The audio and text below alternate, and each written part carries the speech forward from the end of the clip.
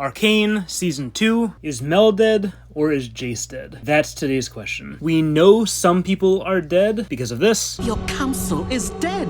But then we also know some people survive because in German, Ambessa says half the council is dead. And also she is talking to someone when she's saying this. Someone in a leadership role if she's saying your council. So Mel and Jayce seem like the obvious candidates. We also have this. You will have justice. So Kate's mom, I think, is 100% dead. I don't see any other way of reading that face. There's also this German subtitle that translates to, "We will avenge your mother." And I think it's reasonable to assume that everyone else in the council is dead. But for Jayce and Mel, it's kind of a toss-up. You could make a bunch of somewhat convincing arguments one way or another based on, like, Jayce being a LoL champion. That's a point for Jayce living. You got Mel's magic armor thing. That's a point for Mel living. Kate has this super fancy hextech gun with hextech bullets. Maybe that was made by Jayce. Point for Jayce. The whole thing in Season 1 with Mel's brother being killed seems like a loose end for her. Point for Mel. But none of these little points really give us a full narrative line to work with. So let me propose two possibilities that I think are very likely and aren't even necessarily mutually exclusive. So there's that Christian Link quote that is mangling every Season 2 thought that enters my head, but I also love it. It's super interesting. I mentioned this in my last video. It's this line. Every character really is becoming a bit of the opposite of who they were in Season 1. So, In other words, we got another story of opposites. So if this includes Ambessa, that means Ambessa is going to go from Warmonger Season 1 to a Peacemaker in Season 2? Is that what we're being told? Is that why she's wearing gold in this trailer? Gold as in Mel's color, the color of protection, the color of diplomacy over war, all the stuff I talk about in this video. We'll paint the walls in gold.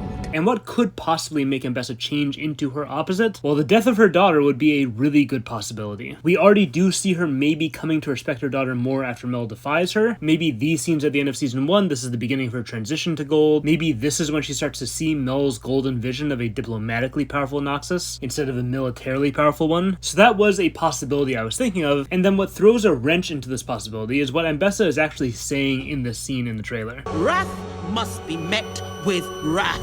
That sounds a lot like she's making an argument for war, which isn't very gold, isn't very Mel. And that I was thinking was maybe the other possibility, but the more I thought about it, the more I realized that it could be both of these possibilities that comprise a single journey she goes on. Maybe what we're gonna see is a stages of grief arc for Ambessa. We start off angry, she calls in the troops, and she does don the gold, but almost as a ruse. She basically exploits her daughter's memory to manipulate Piltover towards her original warmonger aims. After all, we do see the Medarda Red still peeking out from under her Mel gold. So at this point, we'll see lots of political bargaining, lots of manipulating of Jayce, as we've seen previously, who, by the way, survived thanks maybe to Mel protecting him with her back thingy. But then from there, this is still the season of opposites. And after initially assuming the gold mantle in a state of rage, Ambessa does start to kind of grow into it. She starts to see the good of her daughter's wisdom. And with that, she finds acceptance of the death of her children. This warlord finally finds a sense of inner peace. And we end with her really taking on the political legacy of her children of diplomacy over violence. That seems reasonable to me. So basically, Mel dead, Jayce alive, big transformative Ambessa arc. That's what I'm putting my money on, especially since Mel's Season 1 arc seemed a little more complete compared to Jayce's, and I don't know what Jayce's arc would comprise of in this season, besides just more waffling back and forth between extremes, but I will say that it makes a little more sense for him to stay around, since he's the only one of the two who has a relationship to Viktor, and he really should be there for that arc, and that, by the way, is the other main character we still haven't talked about. Despite the trailer basically ignoring our curiosity about him, not showing him at all, not talking about him at all, Viktor is still alive. He has to be. Christian Link said Season 1 was about making characters recognizable as their in-game forms. our first season should really